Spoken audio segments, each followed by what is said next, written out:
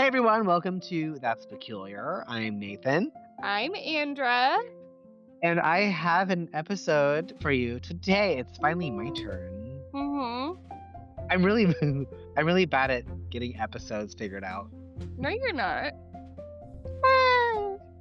I I feel like mean, I'm the one that derails you all the time because I'm like, "Ooh, let's I do have an a themed episode. episode." Like, "Oh, this happened on this day. Let's do it." Yeah. So this is our first episode since Thanksgiving. My Thanksgiving was a little bit of a bummer. So, Oh no. this is just the quick, I guess, fun fact, but not really.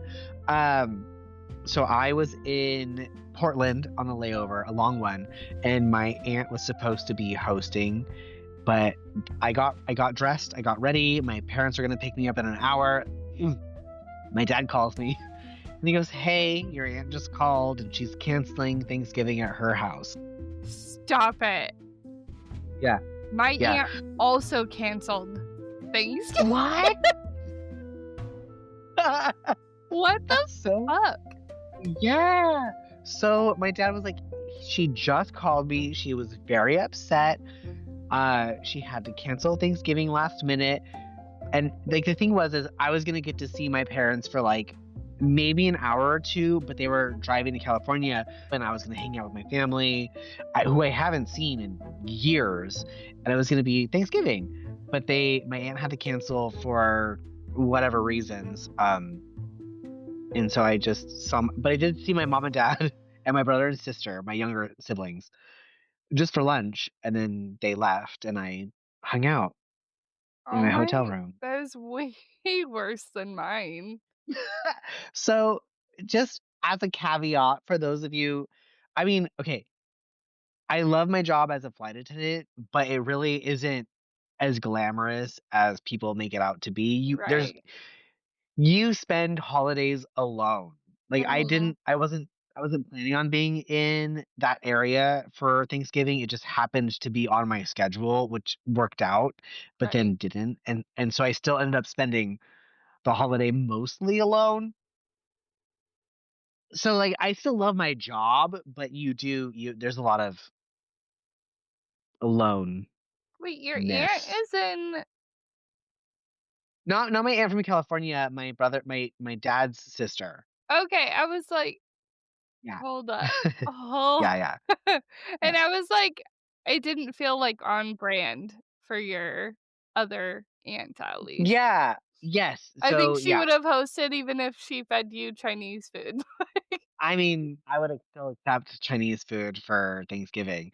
Fair. And then so it was funny because Ross, he actually got, some turkey for himself, like turkey breast. Like, I've been busy, but I've been in one place busy, you know? It's a different thing to be in one place busy and then to be everywhere busy. It's a very different It's busy because so I different. so it's funny because for me, I am getting used to my time off Mhm. being layovers. Because when I go home, I'm doing other things. I'm trying to cook a little bit more, and I'm doing Ooh, I have laundry, and I'm recipes for you. cleaning. Yeah, so I'm trying to be more supportive of Ross Mhm. because he works from home. Mhm. So so I it, it's a weird, I don't know. And I still have like other things that I'm doing on the side too. So it's a whole thing, but it's fine. It's fine. It's fine. It's fine. His mom's gonna be Yeah. here for a couple months, and I love his mom, and we're gonna hang out, and we're gonna do Christmas here and New Year's, and A yeah, couple of months. That is yeah. She's not leaving until February, and I'm very excited. that is like, I love that. I love that bond, and I love that you're excited for that. Cause She's so fun. She's such a good time, oh, good. but she drinks coffee at like 7 o'clock at night. Me too. So Why? she's my soul sister for Why? survival. Do you know how many times Sleep. I've heard from somebody that when they know me, they're like, "You are so similar to Lorelai Gilmore." but I have a William instead of a Rory, and he's not Yeah, like me, he is like his dad. William needs to just go to bed. Yeah, well, I need to stay awake 24/7, and yeah. Okay. Well, Well, Nathan has an episode. yes, I do. Okay, so are you ready for this? Yeah. Phew, have to get into I know my voice is all weird all of a sudden. Okay. I have to get into character. I am drinking a vodka. It's called, like, a vodka, Christmas beer? What's the vodka Christmas mule. Mule. Yeah, but I'm Oh, back you to said drinking. beer. I know I did because I was thinking ginger beer, but I am in character, and I am back to drinking vodka because suddenly wine, Makes you not good. I just don't want it. No, That's fair. I drank it a lot when I worked at the winery. Now that I'm not at the Yeah. winery, I Change don't it want up. it. Mhm. All right. Uh, So the air hums before the first word is spoken. Candles flare one by one. Tiny suns awakening in a room scented with wax and frankincense. Oh. People file into pews, their voices low, their movements choreographed by centuries of habit. A man in white and gold vestments raises his hands towards the ceiling's vault and speaks words older than anyone present. His assistants, acolytes, though few think of them that way, they arrange silver chalices and plates of bread, aligning them to face the east. Take, eat. This is my body. Heads bow, bells chime. The congregation replies in unison, their words soft but exact, as if afraid to disturb the spell. Moments later, the man lifts a cup of wine and whispers the next invocation. This is my blood, shed for you. It is an exchange both literal and symbolic, a communion meant to bind human and divine. And as the music swells, a hymn rising like smoke, it's easy to forget how many layers of the ritual are hidden in the act: the rhythm, the repetition, the transformation of substance, and the surrender of self. Mhm. If you were to describe this scene without naming it, you might call it a blood rite. The priest could just as easily be a magician conducting a ceremony to awaken divine presence. The chalice, a vessel of transmutation, the congregation, participants in a carefully timed invocation. And yet, this is not a temple of magic, it's a church on Sunday morning. Mhm. The difference, it seems, is vocabulary. You change the language, and sanctity becomes suspicion. What was called mass becomes ritual. What was called prayer becomes incantation. The wine, once holy, becomes an offering. The Mhm. altar, a circle. The priest, a practitioner of an older craft. What if the distance between the holy and the heretical isn't measured by belief, but perspective?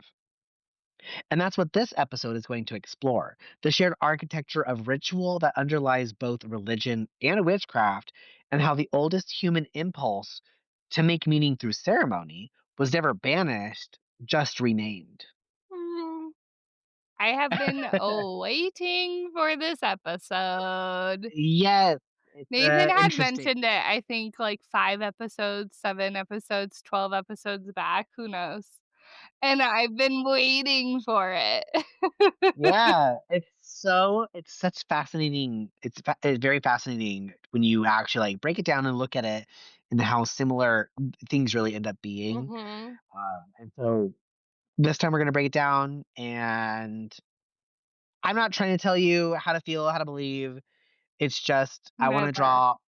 Yeah, I feel like it's peculiar how similar they are, and I want just to draw parallels, and of Right. course just broadening minds, And this is perhaps. something we have kind of mentioned Yeah, before, and we it's have. not even just similarities between ritual, spiritual, and Catholicism or Christian. That sounded Catholic to me, what you were describing, but, like, Yes, yes, yes.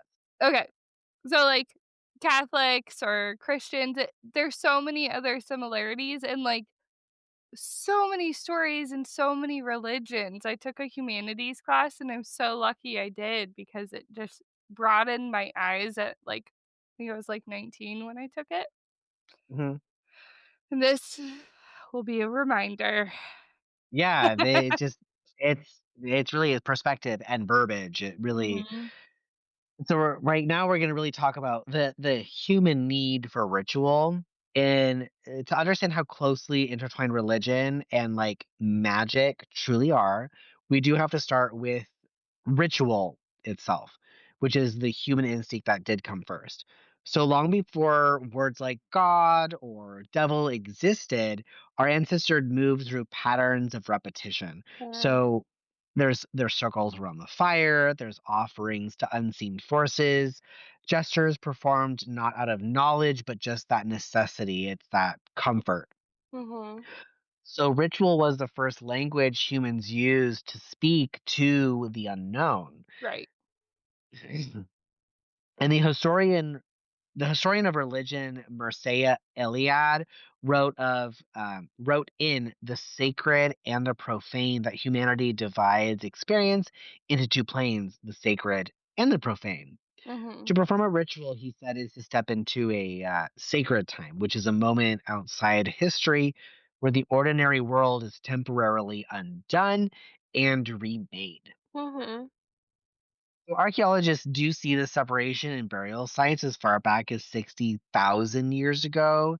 In the Shanidar cave in Iraq, the skeletons of Neanderthals lie dusted with ochre pigment, surrounded by flower pollen, which is an ancient act of reverence. There's no practical purpose, there's no survival function. It's the first evidence of belief that there's something more.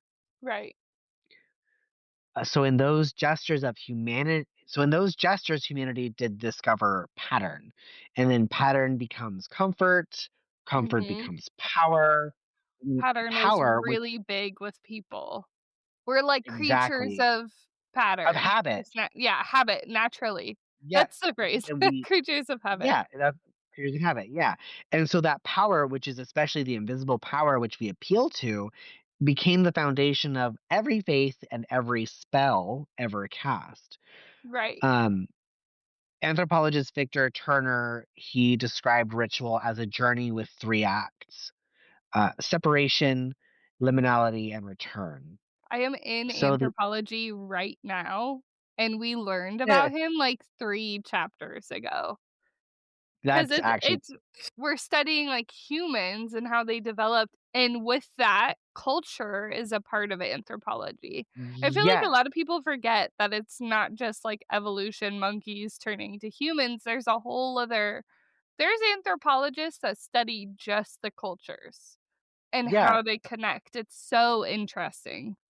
yeah. It's anthropology is what I find very interesting because like I think it's so fascinating to learn where beliefs come from, why they Mhm. do what they do, and then you really can draw parallels into other realms if you Right. can if you can really just open Open your your mind. mind? Yeah, because it seems it really it, I mean if okay, so you grow up in North America, you have a specific view of whatever whatever whatever. But then you look at like let's say, I don't know, Indian culture. I'm not familiar, but they have different things that they do for their own, Right. the anthropological differences. It means the same to them, but they do it differently than what we would do.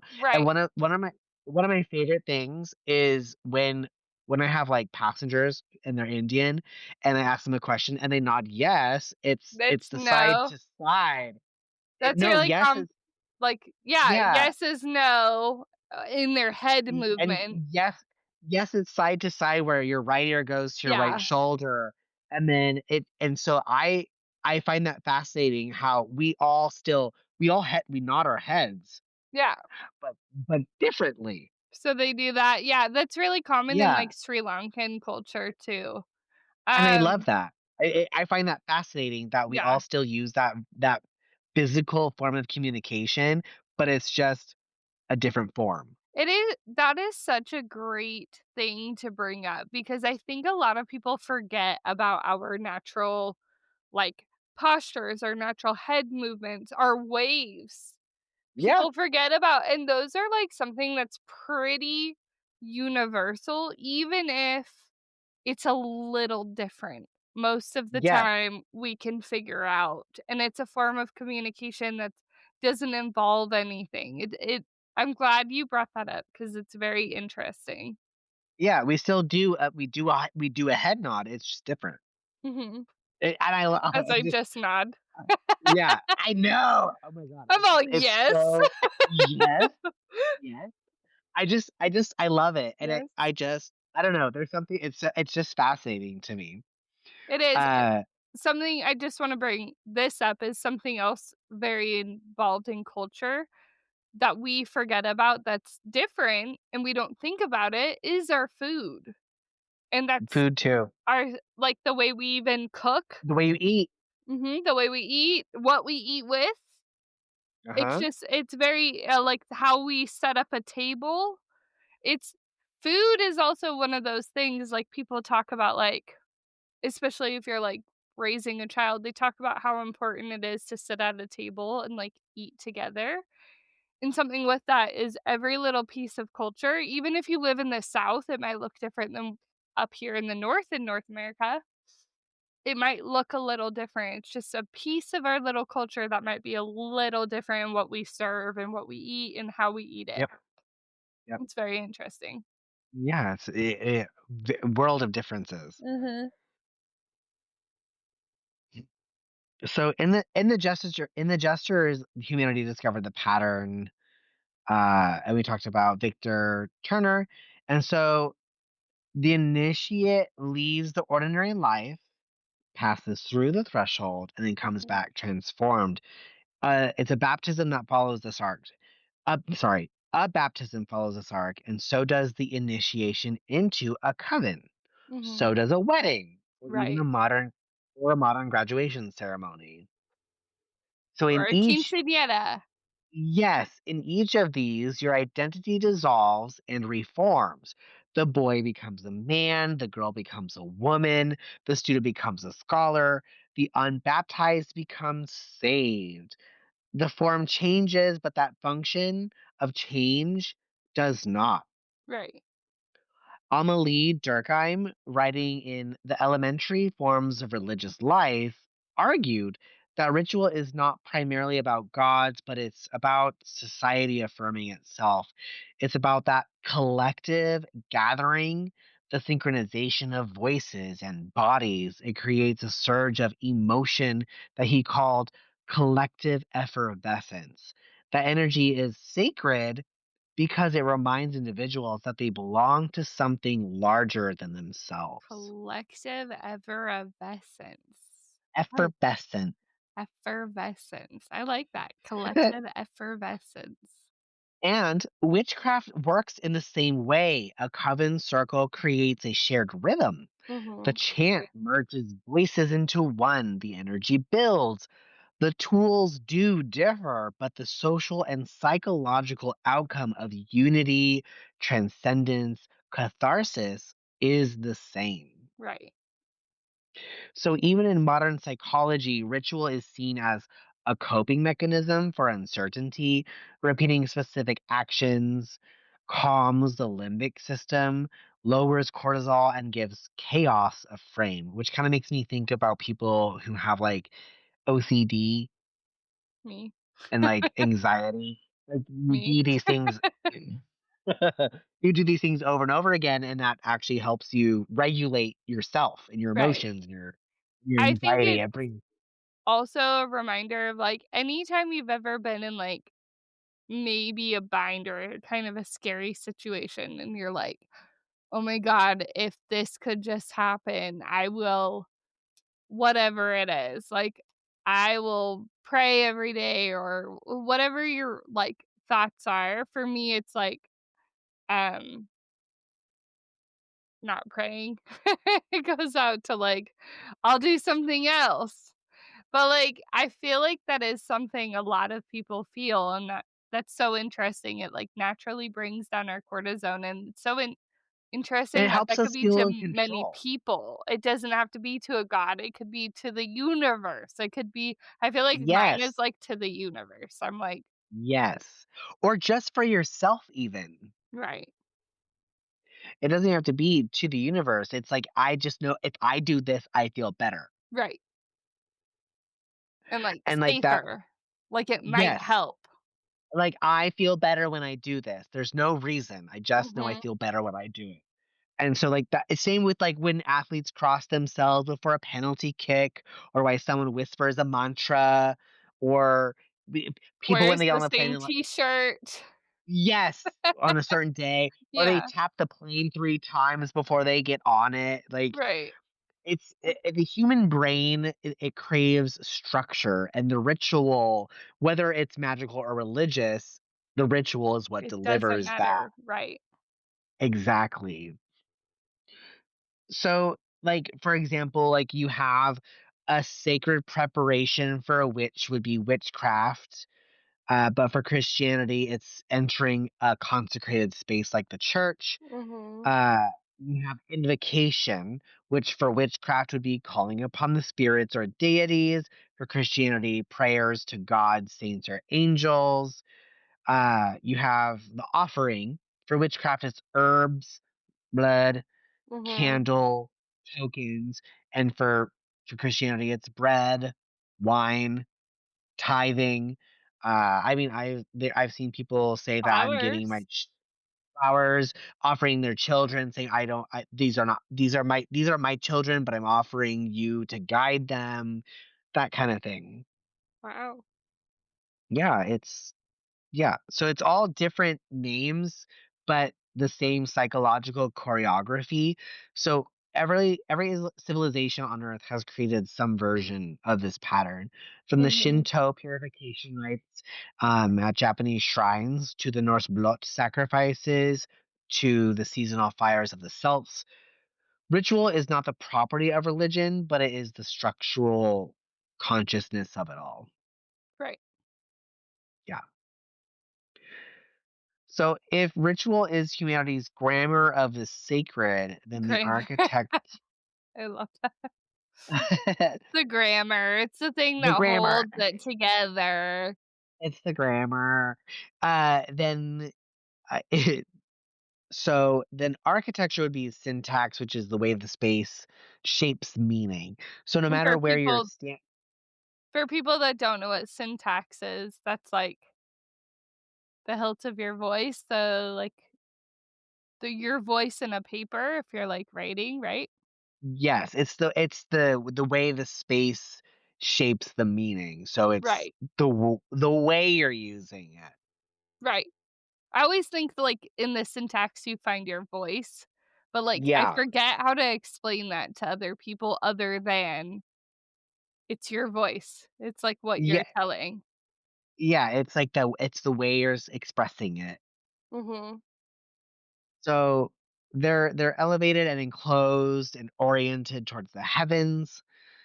It's that they echo with the sound, they filter light, they define the threshold, which is a line you cross to leave the profane world behind. The ziggurats of ancient but Mesopotamia, blah, blah, blah, were stairways for gods which were rising from the earth to the sky, which were stacked in symmetry. And the pyramids of Egypt followed the same geometry, right. pointing toward eternity. And honestly, the Greeks have kind of a similar story as well. Absolutely. And the pyramids of I mean, sorry, and the Celtic stone circles of Britain and the cromlechs of Brittany aligned precisely with the solstices, Mhm, capturing the first rays of sun and the turning of the year. And thousands of years later, cathedrals inherited every one of those design principles. Walking into the Charters or Canterbury, and you'll find a man made mountain of stone, mhm, columns rising like trees in a sacred forest, right. Light pours through stained glass in calculated angles, filtered through images of saints, the way sunlight once filtered through oak leaves upon the druids' groves. Oh, I love that. These are not coincidences. They are the evolution of a universal idea that the sacred must be both seen and felt. Right. The witch's circle, the temple's nave, and the cathedral's transept are all versions of the same invisible compass, which is a space calibrated to focus human intention. And again, we're not trying to say, like, this is how it is. No, You it's want just to, like, deny this. That's fine. fine. I We're don't care. we're just showing parallels Yes, between them, and it continues on even past cathedrals and everything, like, even people that don't follow religion, like, a morning routine could be this for you, like, your it's your just your morning routine would be considered a ritual. right. So like even for like me and Ross, our morning ritual for us, it's a ritual. We literally do it every day. We wake up, take the dog to the park, get coffee, come home. He starts working, I do the You dishes. buy coffee every day? It's literally the McDonald's like a dollar coffee. I mean, I get it, but I wanna buy you a coffee maker immediately. Here's the thing, we have a coffee maker. But it's just our ritual. It's just part of our morning. It's what we do every day. That is the okay, so this is how I know you don't drink coffee all day long, is because I could never afford how much coffee I drink in a day. I had 5 cups before I was ready for the day. That's not an Look, exaggeration. I had 5 cups of coffee okay, before I was ready. hold on. Once when Ross's mom gets here, my our routine will change. It's just that's our routine regularly. Ross's mom 'Cause makes she's a coffee in the coffee morning. drinker. She drinks coffee all the time. So I will have 2 or 3 cups with his mom in the morning. It's Good. just I'm but looking we s- forward to that time for you, and I hope you but continue it. but we do still go to the park every morning. Like that's just Yeah. it's just a ritual. It's what It's we do. for our listeners too, it's also what they do at 5 p.m. every single day. Yes, in the evening, we Yeah, feed Otis at 5 p.m. Then we go to the park. then they go to the It's park. our ritual. It's what we do. And I then know before we this go, because yeah, and we can never record at then Otis's at 5 feeding p.m. time. No, it's not part of the ritual. Nope, And then on so after that, there's his last pee-pee of the night, which is usually around 9:30, 10 o'clock. We go outside, we take Otis pee. He has to be at least 2 times. Then we come back inside and he asks for his bone, and then we go to bed. he is their baby. Absolutely. Otis That is is our living a dog life. he is spoiled. I literally made food from scratch the other day. I feel like I saw that on Yes, it was a Instagram. story. Yeah. Okay. Yeah. It starts with Well, ground beef, but it's also sweet rice. potato and carrots and some apple, and it all gets mixed I together. think you can do rice too, unless you're, like, against green. No, no, Or it's just he oats. we can do right. He has rice when he's sick, but it's not part of his regular. Got it. His starch is a sweet potato. Good. I don't know. Anyway, so as Joseph Campbell wrote in The Power of the Myth, quote, the temple is a metaphor of the world, and the world is a metaphor of the temple, end quote, which every sacred space is a model of the cosmos. The altar at the east represents the dawn and Mhm. creation, the west is death and the setting sun, Whoa. and the center, the axis mundi, which is the bridge between heaven and earth. It was so interesting. I mean, makes sense. And in medieval Christianity, the churches were built so that worshipers would face the east, which is Mhm. towards Jerusalem and the rising light of resurrection. And in magical practices, the east is the direction of air and intellect, where the circle is first cast. The same orientation, just different vocabulary. Right. Mary Douglas, in her study Purity and Danger, argued that ritual cleanliness is not about hygiene, but the symbolic order. To purify is to restore alignment between the body and the cosmos. So when a priest washes his hands at the altar and a witch cleanses her tools with salt and smoke, they're enacting that same idea. Wow. So that it's that spiritual power requires balance and boundary. Right. That's so interesting. Yeah. But sound also plays its part. Gregorian chant in a vaulted church is designed to produce a resonance that lulls the mind into altered states. And the drone of a witch's chant, or the beat of a pagan drum under the moonlight, does exactly the same thing. The acoustics differ, but the neurochemistry, which is that steady rhythm, synchronized breath, and the blurring of individual identity into collective experience, that's all the same. It's all choir. It's all what do they Yep. call it in I think it's still a Christian choir, but, like, they all have, like, a very similar rhythm, a beat, whether It's all about it's that simultaneous that's that I don't know, have you ever been to the church and there's the hymn you sing hymns, not praise music, but actual hymns? Right, yeah, I've been to a Catholic church once. Yeah, and it all that droning you can feel, like, deep in your chest. Right, and that's all through voices, yeah. Yep, yep, and that's the same thing through, like, incantation or chanting or drums or it's all about Um that. Yes, yes, it's all about that vibration, it's all Mhm. about that. Yes, it's a yes, I don't know how people do exactly. that for that long because it literally tickled my lips, but Mhm. It does tickle your lips. yeah, and I, That like, means it's can't working. handle it. I'm all, And so, along with that is that the symbols overlap too. So we have the Christian cross, which is a vertical line intersecting a horizontal, is also the pagan solar wheel. The altar candles mirror the twin torches of Hecate, and holy water and salt trace their lineage back Oh my to god. pre-Christian purification rites of Rome and Greece. I have What? never connected that before, but you're right, it is totally the wheel minus Uh a huh. circle. The cross is the same Yeah. style symbol. Yep. Yep. And the anointing oil of the priests finds its twin in the herbal unguents of the witches, which is each meant to consecrate the body as vessel of divine will. Across Europe, when Christianity began to dominate the landscape, so the architects of the faith often built churches directly atop pagan sites. Mhm. It wasn't merely because of convenience, but it was intentional, and it was Yeah, to claim that lingering sanctity of the land itself, because like the they land. also started taking away paganism. It was something that was Yeah, shown, it was. but a lot of people Yes. forget how old paganism is over Catholicism and Christianity.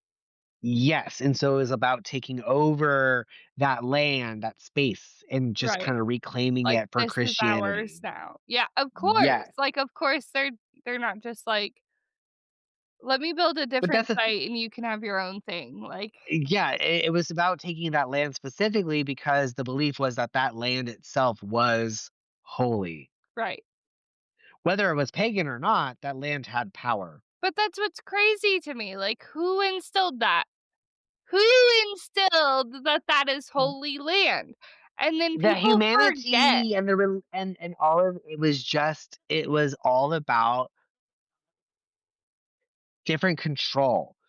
So pagans might have had control over it before, and like pagan holidays are very similar to Christian ones because Christianity was like we're adopting it, stealing it, making This our own. sounds like when Catholic ruled the church and state, and then all of a sudden it was like, maybe it wasn't Puritan. what was it? It was partisan?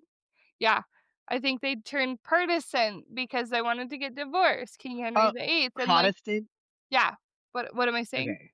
Partisan. I Partisan? said yeah, Protestant. Protestant. That's close enough. This is all off of memory, people. I have no notes. I didn't even know No, what no. episode we were doing. But, yeah, no, Protestants and how it, like they battled, but at one point it was, like, Catholics ruled the church and state, then it was Protestant ruled church and state, and Well, and this then obviously wasn't in America for anyone who's like, "What? When and did then you this have happen?" then there's the New King James Version of the Bible, which was rewritten because of political and his own personal wants for his rule. So there's so much that goes into religion as a whole. Even the Christian religion, when it comes down from the breakdown from Catholicism to Protestantism to all these other branches, is Lutheran, bruh, Baptist, Baptist. The um, convolution, there's yeah, so much convoluted things, and it's all based on people wanting different stuff, but it's all distilled from the same, like, source, and then it gets paganism. twisted. It's so weird to me. So, I don't it It is weird. yeah, it's very weird. So, going back to where we were, springs were once dedicated to Bridget, became the wells of the Virgin Mary. The hilltop Mhm. groves where fires once burned to Beltane became the foundations for monasteries, and even today, many church festivals fall precisely on old Celtic quarter days, Like which is not by accident. Christmas. Exactly. So if you could strip away the stone and the timber of every cathedral, beneath it you would most likely find the same ground circles where druids once traced their paths, and what we call progress is often just renaming the same instinct of sanctifying the earth, facing the sky, and Mhm. speaking a sacred word. Right. Something I was just reading about is, even when and people feel free to correct me, but I just read even when, like, Catholics first started taking over, and then even when it switched to Christianity, there were still people that would, like, basically do blessings. They would still do, like, healing with, like, ointments and stuff, and at Hmm. some point, that started being considered witchcraft, but Yes. essentially, it's just our version of, like, um, holistic healing today. But Hmm. it's so interesting that, like, people shunned that so far that they were willing to, like, die of certain diseases instead of just, like, taking healing ointments that have been passed down from, like, generations and generations, because they just wanted to get so far away from anything that had to do with that. It's so weird to me. Yeah. Yeah. And how I don't know. It's just it's so for me it's fascinating and peculiar just to see how things change, and I'm curious to see where so Christianity is so huge now, but I feel like in the next, I don't know, 100 years it might shift into something different. Well, people And have it's already still seen a shift in it, and, like, well even people that follow religion has had a big shift.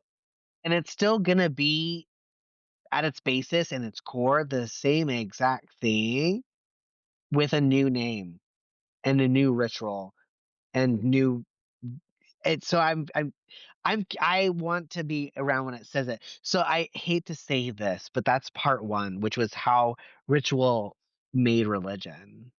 Beautiful. Don't hate that, I love that. So yeah, that's part 1. We're gonna have a couple parts for this one just Good. because it's That got a lot means going on. you at least need to do part 2, but I want to do Christmas around the world, so I call that. Oh, cool. Yeah, You can we'll work on have that. I have And been. with it's just now December, so we're okay. We've got A time. lot of people actually, that I have actually talked to that listen to Halloween around the world found it really interesting, so I'm I did excited. too. I'm Yeah, super I'm excited to excited hear that. about Christmas around the world. All right. Well, I mean, if you are listening, just know we have part 2 and potentially part 3 for this particular conversation. Ooh. And then Andra will be bringing a Christmas around the world Yeah, so we episode. might have a break in between just because I'd rather line it as close to Christmas as possible. Yeah. So I'll do what I can. But thank you everybody for listening to today's episode of That's Peculiar. And we are hopefully back on track for our regular weekly release. Jesus Christ. Tuesday God, recording, Friday release. that's the hope. God, it's rough. If you are an editor, please reach out. I need help. We've actually had some people reach out. No, you haven't. Yeah, we have. Check the email. I'm going to have to do that. Anyway, we will see you next week on That's Peculiar. Bye. Bye.